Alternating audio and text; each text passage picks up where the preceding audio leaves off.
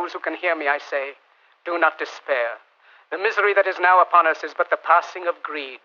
The hate of men will pass, and dictators die, and the power they took from the people will return to the people. Soldiers, don't give yourselves to brutes, men who despise you, enslave you, who regiment your lives, tell you what to do, what to think, and what to feel, who drill you, diet you, treat you like cattle, use you as cannon fodder. Don't give yourselves to these unnatural men, machine men with machine minds and machine hearts.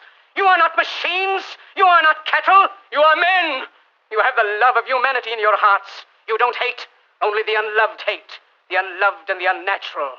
Soldiers, don't fight for slavery, fight for liberty. 사실은 계엄이 선포됐지만 국회에 들어간 군인들의 모습은 어떻게든 내가 국회를 제압해야 되겠다 이런 모습은 좀 아니었던 모습들이 여러 장면에서 보여요. 저희가 그래서 영상으로 좀 준비를 했는데 김포공항 쪽에 있는 707 특전대가 들어갔지만은 그런 모습들도 한 선배가 나와서 얘기하는 모습도 있었고요. 제가 영상을 잠깐 보면서 얘기를 하도록 하겠습니다. 얘들아, 나 저기 707 선배거든. 지금 장면은 내가 707 선배다 하는 분의 얘기인데 저희가 명령 받아서 오는 거 아는데 너희들 진정해야 된다. 알았지? 형도 제대한 지 지금 20년 정도 됐는데 형 오지역대야 이관은 중사라고 방송 활동도 하고 있고 진짜 너희 선배거든. 너무 몸쓰고 뭐 이렇게 막지 마라. 알았지? 너희들도 다 판단할 거라고 믿는다. 의원님이나 여기 국민들도 걱정되면 니네들도 걱정돼. 그러니까 쓸데없는 행동하지 마라. 알았지? 어이구. 야, 시끼야! 예. 지금 군인들이 폭행해요. 지금은 시민들. 누군가 한 시민이 계엄군에게 상당히 강하게 이제 반발을 하자 안아주고 어깨를 두드려줘서 진정시키는 모습이었고요. 지금은 많이 나온 사진이죠, 영상이죠. 한 계엄군이 이제 철수 명령이 떨어지면 철수하면서 8번인가요? 고개 숙여서 시민들에게 저희 국회에서 철수하는 모습입니다. 시민들에게 죄송하다. 뭐 목소리는 안 나오지만 저렇게 여러 번 고개를 숙이는 모습 보면 명령에 따라서 내가 왔지만 정말 죄송합니다라는 게 느껴졌고 또 계엄군이 갔지만 앞서 이제 시민의 안아주고 두드려주는 모습 전 이 모습도 되게 우리가 사실 어쩔 수 없이 여기 왔지만 죄송합니다라는 느낌이 들어요. 그리고 앞서 이제 이관섭 씨인가요? 707 선배다 하고 얘기를 하니까 너희들 절대 명령에 따라서 온 거 이해한다. 여기서 근데 너무 무리하게 하지 마라. 그러다 너희들이 다친다. 근데 물론 약간 밖에 경계를 하고 있는 느낌이긴 하지만 그걸 듣고 있어요. 계엄군이. 그래서 뭐 이런 얘기도 있더라고요. MG 계엄군은 1980년과 다르다. 이런 얘기도 있었고 그러면 명령에 따라 갔지만 사실은 계엄군이 사실 707이 이전에 707 홍보 영상을 보면 엄청나게 뛰어난 군사들인데 이번에 국회에서 보여준 모습은 판이했고 물론 뭐 지휘체계나 명확한 지침이 없어서 뭐 우왕좌왕했다라는 분석도 있지만 기본적으로 이게 잘못된 명령인 걸 알고 이거 뭐야 하면서 그런 것들이 행동에 반영됐다는 것도 있고 이게 또 나타내는 의미는 뭐냐면 또 만약 계엄을 선포하든지 군을 이용을 했을 때 우리 군이 잘못된 저런 명령을 정말 선을 넘어가는 저런 명령을 무조건 따르냐 그건 아니다라는 생각도 좀 갖게 됩니다. 어떻게 보시는지. 저 장면 보니까 막 눈물 날라고 예. 좀 그런 것 같은데 대통령이 이미 대통령으로서 군 통수권자로서 권위를 잃어버렸다라는 좀 생각이 들어요. 그래서 다른 어떤 비상사태가 났을 때 그러니까 예를 들면은 북한과 국지전이나 전쟁이 벌어졌을 때 과연 국민들이 대통령을 믿고 따르면서 싸울 수가 있을까 막 그런 생각이 좀 드네요. 그러니까 이런 마음이 누구 좋으라고 뭐 윤석열 좋으라고 막 그런 마음도 갖고 계신 분이 있지 않을까 좀 그런 생각이 들어가지고 저런 장면을 볼 때마다 참 대통령으로서 몹쓸 짓을 윤석열 대통령이 했구나.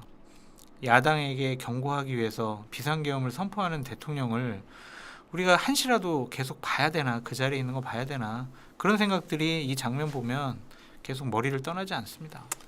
김영현 국방부 장관 참 나쁜 사람이에요. 저런 걸 보면 그러니까 이 본인도 군인 출신이고 장군까지 했고 이 장병들을 본인들의 어떤 불법적인 계엄의 성취를 위해서 활용하고 이용하고 있다. 그러니까 제가 역사에 절여진단 말을 자주 하는 이유는 5.18 때 광주 시민에게 총불을 겨눴던 많은 군인들이 이 발포를 했던 발포명령을 이행할 수밖에 없었던 군인들이 많은 정신적인 트라우마로 인생을 너무 그렇죠. 비참하게 살았어요. 예. 참혹한 인생을 살고 그게 발판이 돼서 87 민주화에 저는 초석이 됐다고 보는 것이고 이제는 군인들도 그런 사실을 알아요. 그래서 불법적인 명령에 대해서는 거부할 권리가 있다는 것도 군인들도 알고 있는 것이고 최근에는 박정훈 대령 자체의 항명죄를 할 때도 마찬가지예요. 그래서 이 젊은 친구들은 지금 현재 예전에 본인들이 군생활할 때 80년 70년대를 생각하면서 작전을 하거나 불법을 저질러서는 안 된다. 그래서 저는 이루지 못할 것입니다. 그러니까 시도해서도 안 되는데 중요한 거는 저들도 책임을 물릴 수 있는 위치에 가 있다는 거예요. 왜냐하면 이게 국회 물론 이제 한동훈 대표는 군경에게 불법적인 부분에 있어서 저기 죄의 책임을 묻지 않도록 지켜주겠다고도 하고 민주당도 마찬가지였지만 중요한 건 저들이 처벌을 받으려면 받을 수밖에 없고 행여나 이 어떤 저항과 충돌 과정에서 오발사나 말하자면 과격에 대해서 누군가를 이렇게 자해를 해서 일이 커졌다면 저들은 인생을 어떻게 될 거예요, 젊은 친구들이. 저는 그런 부분에 있어서는 정말 참 몹쓸 짓을 했다. 국회 또 많은 국민에게뿐만이 아니라 3일에 투입된 그렇죠. 계엄군에게도 몹쓸 짓을 한 윤석열 거예요. 대통령, 김용현 국방장관이 몹쓸 짓을 했다. 앞서 이제 그 계엄군이 시민을 안아주고 토닥거리는 모습 그리고 시민에게 인사하는 모습을 좀 다시 좀 들어주시길 바랍니다. 사실 저 부분도 인사하는 모습 그런 부분들에서 많은 국민들이 좀 울컥했어요. 왜냐면은 폭행해요, 시민들. 저들의 심정을 알기 때문에 지금 뭐 여기 장 소장님이나 뭐 윤 대변인, 소 소장님도 본인 군 생활도 있어서 울컥하는 것 같은데. 젊은 친구들이에요. 그렇죠. 뭐 중사 하사 해봤자 젊죠. 그렇죠. 저분들 얼마나 상처에 남겠습니까? 내가 그때 그 계엄군이었어. 근데 박선원 의원이 제시했던 제보를 통해서 707 문자 있잖아요. 이번 작전이 북한군 관련이다. 아, 진짜? 문자가 그렇게 그렇게 왔었잖아요. 네. 일 북한군 관련. 특전사에 그렇게 갔었다. 예, 특전사에서 대기시킬 대기하고 세 번째 문자 메시지는 김용현 장관이 타 부대가 아닌 707에 직접적으로 명령할 것임. 이런 얘기들을 해서 교육을 시켜라라는 문자를 받아서 받은 대원이 박선원 의원 쪽에 보낸 게 지금 해서 아마 국방에서 확인이 지금 작업을 하고 있을 겁니다. 그러니까 전체적으로 봐서는 지금 이 707 이 친구들도 이 작전이 북한군 관련 무슨 작전으로 알고 투입된 거지 않았을까라고 추측이 가능한데 대통령의 그 저기 계엄 담화문을 보더라도 북한 세력이라 하잖아요. 그렇죠. 그래서 거기서 북한이 나오고 종북 예, 네. 종북 강국한 세력? 북한 뭐 세력이라고 이런 나와요. 그 다음에 이 707의 그 제보가 들은 거기도 북한 관련이라는 어떤 문자의 지시가 나와요. 그러니까 마치 이 준비 과정에서 북한 작전, 북한군과 어떤 간첩에 대한 작전을 한다고 아마 내부적으로는 속였을 공산도 있다. 아마 저는 상임위 통해서 이런 것들을 좀 밝혀야 될 것 같아요. 오늘 오전에 국방위가 있었는데 여기에서 지금 국방위가 지금 진행이 되고 있죠. 여기서 나온 얘기들이 이런 얘기들이 있습니다. 박한수 참 총장 계엄 사령관이었죠. 계엄 선포도 대통령의 이 계엄 선포한 내용을 보고 알았다. 그리고 계엄군의 국회 진입을 지시한 적 없다. 사실 이것도 잘 이해가 가지 않아요. 계엄 사령관이 지시하지 않았으면 그러면 누가 지시하는 장관이 거예요? 문자에서 나오잖아요. 장관이. 김용현 장관이 장관이 직접 지시했다. 연락할 것이 뭐 이런 문자를 장관이 직접 예, 지시했군요. 제보가 네. 포고령에는 북한 뭐 북한군 친북 이런 얘기는 없어요. 호기령 말고 아, 대통령 비상계엄의 그러니까 발언에 선포에. 그러니까요. 그러니까 사실관계는 잘 얘기해야 된다. 제가 왜 그 얘기를 하냐? 그 문자도 북한군이라고도 안 돼 있고 북한이라고 돼 있어요. 북한 관련. 그러니까 네. 북한군은 북한과 북한군은 다르잖아요. 그러니까 저는 그 얘기해요. 왜? 뭐 사소한 얘기라고 얘기하지만 자꾸 상황을 그렇게 몰다 보면 과하게 가니까 제가 그거는 사실관계 콕 집어서 얘기해도 이해해 주십시오. 예. 예, 정확하게 전달하시기를 부탁드려요. 네, 다시 정말. 한번 제가 정정하면 북한 관련이고요. 그 다음에 대통령이 계엄을 선포하면서 북한 세력이라고 했다. 포고령에는 북한은 있지 않다. 북한군은 있지 않다. 이제 예. 종북이라는 표현도 들어갔고요. 비상계엄을 선포할 때 얘기를 하는 그렇죠. 겁니다. 예. 그러면 잠깐 어제 나온 얘기 중에 눈에 띄는 장면들 몇 개 보겠습니다. 내란의 그날로 제가 이름을 지었는데 어제 김혜태 특전사 707 특임 단장 대령입니다. 그러니까 당시 국회 본청에 들어갔던 약 200명의 이 특전사 요원들이 있습니다. 다른 데서 공수여단에서 온 분, 특임단이 있고 다른 뭐 공수부대가 온 분들도 있고요. 이분이 어제 자칭해서 용산에서 기자회견을 열었는데 생각할 게 많은 부분들이 있어요. 이 내용을 잠시 어제 뉴스에 나온 내용을 중심으로 보겠습니다. 12시, 12시 반 사이였던 것 같습니다. 지금 국회의원들 모이고 있는데 150명 되면 안 된다. 뭐 이런 뉘앙스로 말한 거는 그 시간이었던 것 같습니다. 어느 정도 시간이 경과했을 때 저한테도 야, 국회의원들 끌어야 되는데 가능하겠냐? 이렇게 물어봤었습니다. 근데 현장에서 도착해서 제가 진입도 불가능합니다. 라고 말씀드렸을 때 그래 알겠다. 그러면 무리하지 마라. 저는 무능하고 무책임한 지휘관입니다. 전투에서 이런 무능한 명령을 내렸다면 저는 사망했을 것입니다. 국민 여러분, 707 부대원들은 모두 피해자입니다. 전 김용현 국방장관에게 이용당한 가장 안타까운 피해자입니다. 네, 김현태 특전사는 요 얘기를 했다고 그래요. 새벽 0시 30분쯤 안보폰으로 특전사령관 곽종근 특전사령관이 전화를 해서 국회의원이 지금 모이고 있다. 150명이 넘으면 안 된다. 그러니까 못 넘게라. 끌어낼 수 있겠냐? 이렇게 말을 했다고 하니까 김현태 특임 단장이 간 707 특임단은 이 참수부대라고 하는 가장 전투 능력이 우리나라에서 뛰어난 정예군으로만 묶인 곳입니다. 여기에서 김 단장이 전혀 안 된다. 다 끌어낼 수 없다. 이렇게 얘기를 하니까 뭐 무리하지 말라 이런 말은 했다고 하는데 뭐 저격탄은 가져가지 않았다고 하고요. 부대원들은 죄가 없다. 죄가 있다면 무능한 지휘관을 따른 죄다라는 얘기를 했다고 합니다. 일단 전반적으로 이 얘기 가장 눈에 띄는 이제 메시지로는 150명이 넘으면 안 된다. 이 얘기는 계엄 해제 요구 결의안을 통과시키기 위한 과반이 되면 안 된다. 이 얘기를 곽수령관이 했던 것으로 보여요. 이건 어떻게 보시죠? 이게 전형적으로 내란죄에 속하는 것이죠. 헌법에서 얘기하는 권한 행사를 방해하려고 했다. 그러니까 국회 표결을 못하게끔 계획을 세워서 그거를 막아라. 지시한 거잖아요. 이게 직접적 내란의 직원입니다. 이게 내란의 징후가 아니라 직접 증거입니다. 원래 내란죄는 이제 헌법상 국헌 문란을 목적으로 한 폭동인데 그렇습니다. 국회의원을 실제 결의를 못하게 하려고 150명이라는 숫자가 들어간 거 보면 네. 그러면 이게 직접 증거가 된다. 권한 행사를 방해할 목적이었고 방해하려고 시도했고 그렇기 때문에 이거는 헌법상의 내란죄로 이걸 규정하고 있죠. 저는 이 부분은 아주 좀 주요한 증거긴 한데 모르겠어요. 이 용기는 가상하나 지금 보면은 영웅놀이 할 때 아니에요. 뭐 본인들이 내 부하는 용서해 주시고 다 제가 책임지겠습니다. 김영현 전 국방부 장관도 그 얘기 하더라고요. 뭐 저희가 다 책임질 테니까 영장 시신에서 포기하고 내 부하들은 용서해 주십시오. 뭐 하는 겁니까? 일단은 그거는 차후의 문제다. 예. 장수영님 혹시 똑같아요. 생각이. 윤 대변인님 예, 뭐 그분이 명령 이행한 것 때문에 뭐 그렇게 지금 입장까지 군인이 얘기하는 상황이 불행하다. 그것만. 불행하죠. 예, 지휘관이니까 이제 그분도 아마 뭐 수사 대상으로 알고 있는데 그분 이외에 다른 분들은 잘 참작이 돼야 되지 않나. 일단 뭐 어제 이재명 대표는 실제 현장에 있던 부대원들, 네. 지시를 따른 부대원들은 감싸주자 이렇게 얘기를 한 바 있습니다. 네.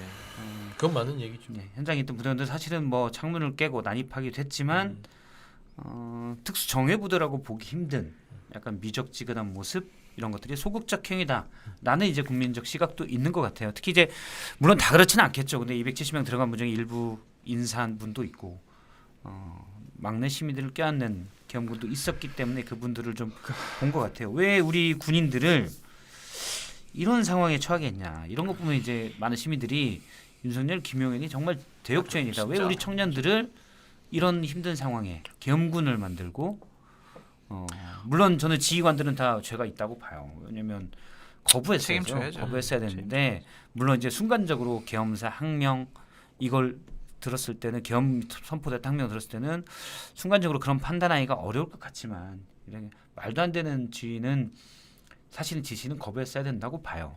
근데 이제 그냥 도착해 보니 헬기 타고 내려보니 국회더라. 이분들은 뭐 어쩌겠어요. 사실은 앞뒤도 아는 상황도 아니었고 뭐 그런 생각도 좀 들고요. 그분이 얘기한 것 중에 이게 참 마음이 아프더라고요. 자기네들이 어딘지 모르고 갔기 때문에 만약에 전쟁 중에 저러한 지시가 하달됐으면 나는 내 손으로 내 부하들을 다 죽이는 상황으로 몰고 갈 수밖에 없었다. 다 죽었을 것이다 네. 했죠. 어디가 어딘지 모르니까 티맵을 보고 확인을 했다라는 거 그렇죠. 아니에요. 국회 지형이 어떻게 되면 뭐 의원회관하고 본청 봉사하라는데 의원회관이 어디 있고 모르죠. 이 사람 본청이 어딘지 모르니 티맵을 보고 지도를 봤다. 전시에 이런 부당한 말도 안 되는 작전 내려면 부대원들 다 죽이는 거 아니겠습니까? 그에 대한 자책감과 괴로움이 많은 것 같다라는 좀 생각이 드는데 어쨌든 본인이 거기서 작전을 수행한 장본인이잖아요. 이분이 이제 양심 고백을 하고 선언을 했지만 수사와 처벌은 피할 수가 없지 않을까 그런 일단 생각도 이분의 들고 경우는 지휘관이니까 저는 이런 생각은 좀 있어요. 뭐냐면 지금 많은 제보와 양심 선언은 있어야 되지만 특전사령관도 그렇고 이 여단장도 그렇고 대단히 신변이 보호돼야 될 그런 사람들인데 특전사령관은 야당 의원 유튜브에 출연해가지고 그때 이런 일이 있었고요 저런 일이 있었고요 이렇게 얘기하는 것이 맞는 것인가. 그냥 현역 군인 신분이라면 국회나 아니면 검찰 수사나 이런 공식적인 곳에서 본인의 입장을 얘기하는 게 맞지 저게 맞을까 좀 그런 생각이 좀 들어요. 저는. 곽종훈 특전사령관도 몰랐다라고 하는데 이 얘기가 있습니다. 특전사령관 산하에 이제 공수여단들이 있는데 이것도 어제 뉴스에 제보로 나온 내용입니다. 이 영상도 잠깐 보도록 하겠습니다. 그러니까 우리가 알기로는 1공수여단이 간 것으로 알고 예를 들어 수방사 산하의 특임대 또는 그 특전사 산하의 707 특임단 이런 곳들이 간 것으로 알고 있었는데 또 오려고 하는 부대들이 있었다라는 제보 내용입니다. 어제 JTBC 뉴스인데요. 잠깐 보겠습니다. 그 다음 날은 전라도에서 친여단하고 수장여단이 지원하기로 지원해주는 뭐 그런 계획으로 있다가 세부에 이제 시도되면서 다 이제 다 여단별로 지원 계획이 다 돼 있어서 그래서 예전에는 이제 좀 좀 오래 걸렸네라는 생각을 가지고 있었거든요. 예, 쭉 내용을 봤는데요. 이걸 보면 그날 지시를 했는지 또는 그 전에 무슨 일이 있을지 모르니 대기해라. 근데 특전사는 사실은 그 전에 특임단 등이 대기한 상황이 있기 때문에 뭐 계엄을 알았는지 그거는 이제 수사를 통해서 확인해봐야 되지만 일부 준비한 정황은 있다 이렇게 볼 수 있지 않나라는 생각입니다. 그러니까 이 7여단, 13여단이 북한에 대비하는 전력이라고 하더라고요. 그래서 이거는 대단히 안보를 위험하게 만든 그런 반역적인 명령이다, 예. 사항이다 이렇게 볼 수밖에 없을 것 같아요. 이게 이제 만일 빠르게 계엄 해제 요구 결의안이 150분 만에 통과되지 않았다면 7공수, 13공수가 와서 국회를 장악하고 있었으면 사실은 이 혼란이 훨씬 더 오래 갔을 가능성 이런 것도 좀 있는 그렇게 봐야 되겠죠.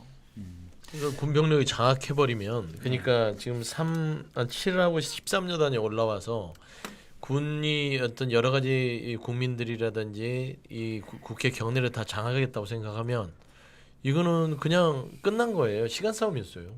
끔찍하지 않습니까? 끔찍하죠. 그러니까 저는 지금 707에서 들어와서 치고 들어와서 여러 가지 뭐 지금 뭐 지시가 좀 조금 허약하게 아니면 좀 우물쭈물하게 내려와서 좀 작전이 미숙했다거나 하나 저는 반대로 이 당내에 있는 민주당의 국회의원들과 한동훈 대표가 그때는 잘 대처를 했다고 봅니다. 그런 부분들이 좀 지켜냈던 부분이 있어서 예. 요 지금 이 군 움직인 명령을 내린 분은요 정말 내란에 있어서 핵심적으로 이제 군의 시대를 꿈꾸면서 저는 명령을 내리지 않았을까. 사실 뭐 제일 문제는 제가 볼 때는 3명 윤석열, 김용현 그리고 여인영. 방첩 사령관. 지금 다른 사령관들은 그 수방사 그다음에 특전사 이런 분들은 나는 사실 잘 몰랐다라고도 얘기하는데 기본적으로 방첩사 옛날 기무사죠. 여인영 사령관은 오래 전부터 알고 있었던 본인은 이제 계엄 선포를 뉴스 보고 알았다고 하는데 그렇지 않을 가능성들이 있습니다. 왜냐하면 사실 방첩사는 조기에도 선관위에도 갔어요. 물론 정보사가 이번에 또 간 것으로 돼 있더라고요. 정보사령부 그건 국방부 장관 직할부대 정보사령부가 선관위에 맨 먼저 도착해서 3분 만에 알고 있었다. 그래서 정보사령부도 이제 수사 대상이 돼야 되는 상황입니다. 그 방첩사령관 같은 경우에는 만약 계엄이 성공이 됐으면 옛날에 전두환이 그렇죠. 했던 합동수사본부장 합수부. 예. 그 역할을 그렇죠. 방첩사령관이 하는 거죠. 난 정말 좀 웃으면 안 되는데 방첩사령관이 그 부인하는 거 보고 뉴스 보고 알았다고 하잖아요. 네. 그런 자가 어떻게 방첩사령관이에요? 방첩사가 어떤 데인데요? 그렇죠. 기무사면 뉴스를 안 보고도 알아야 돼요. 사실은 각 부대 동향들을 감찰하고 그럼요. 파악하는 게 대통령이 뭘 하는지 대통령 그 주변의 사람이 뭘 하는지를 알면서도 모른 채하고 몰라도 알려고 해야 되는 게 그 자리에 있는 사람인데 이런 중대한 사건을 뉴스 보고 알았다? 그러니까 이 사람 말씀한 대로 이 사람은 김용현만큼 더 나쁜 사람이다. 거짓말하잖아요 끝까지. 최소한 저는 그 그렇게 세 명은 보여요. 확신범이에요. 뭐 물론 추정에 따라서 얘기하는 건데 여인영 방첩사령관도 이전에 국회에 나왔을 때도 모습 보면 상당히 고압적이고 와, 그러면 이제 중앙고난입니다. 계엄이 성공됐으면은 주요 정치인들 과천에 구치소에 들어가 있고 매일 아침 한 10시쯤 방첩사령관이 합동수사본부장으로서 브리핑하겠죠. 브리핑을 하는 거죠. 간첩 누구 뭐 이러면서. 한동훈 간첩 뭐 이러면서 막 그럴 거 아니에요. 참 끔찍하네요. 끔찍하죠. 생각해보니까. 방첩사는 이제 실제 국정원 홍장원 1차장 또 조지호 경찰청장에게 연락을 해서 10여 명의 이름 여기에는 우원식 의장, 이재명 대표, 한동훈 대표 등이 다 포함됐습니다. 이름을 불러주고 위치를 확인해달라. 계엄이 선포된 뒤에 바로 그렇게 얘기를 했던 분입니다. 그래서 보니까 이게 합수부 밑에 국정원도 그 밑에 들어가더라고요. 보니까 계엄 문건의 계엄이 준비 되면? 문건 보면 합수부의 합동수사본부잖아요. 수사본부장은 방첩사령관이 하는 거고 그럼 중장이 사실은 전국의 사법 경찰을 다 하는 거예요. 계엄사령관이 뭐 거의 계엄사령관. 무소불위의 권력을 갖는 거죠. 그러니까 계엄사령관이 뭐 육참 총장이 있지만 그 밑에 합수부가 실제 다 조사하고 이런 걸 다 하는데 국정원이 그러니까 합수부 1국, 2국, 3국, 5국이 있는데 계엄 문건에 준비 이런 뭐 검토 문건이라고 하는데 5국이 국정원이더라고요. 이번에 국정원도 저기 그 밑에 국정원 명령을 조태용 받아야 국정원장이 이 비상계엄 회의에 참석했다는 거 아닙니까? 예. 원래는 참석 대상자가 아닌데 불렀다고 해요. 근데 저는 보면은 이번에 홍장원 1차장에게 연락을 하면서 다 잡아들여 그리고 대통령이 이번 기회에 싹 쓸어 그다음에 대공수사권 얘기를 했잖아요. 저는 이번에 윤석열이 꿈꿨던 이 불법계엄은요. 나머지 이 야당의 모든 정치인들과 국회 정치인들을 간첩으로 몰아서 아예 그냥 저는 이게 용공, 대공 이런 전국으로 가려고 했던 것 같아요. 그래서 북한의 이적 단체들이 암약하고 국회의 많은 의원들이 불법 부정선거를 통해서 당선됐고 지금 북한이 이롭게 하는 행동을 한다. 저는 그런 계획들이 앞으로 나올 공산이 크다. 그러니까 원래 그거라고 그 증거를 잡으려고 선관위 서버에 대한 그렇죠. 그럴 공산이 큰 것 같아요. 예, 그럴 공산이 제가 봐도 큰 것 같습니다. 그러면 이제 거기서 뭐 조작을 하든 데이터를 그러니까 여론조사 꽃 김어준 씨가 하고 있는 거기에 간 것도 종북 세력들이 경선부터 개입했다. 아마 이런 주장을 하려고 거기 가지 않았나 싶습니다. 시용상 객잔 구독, 좋아요, 알림 설정 부탁드립니다. 반갑습니다.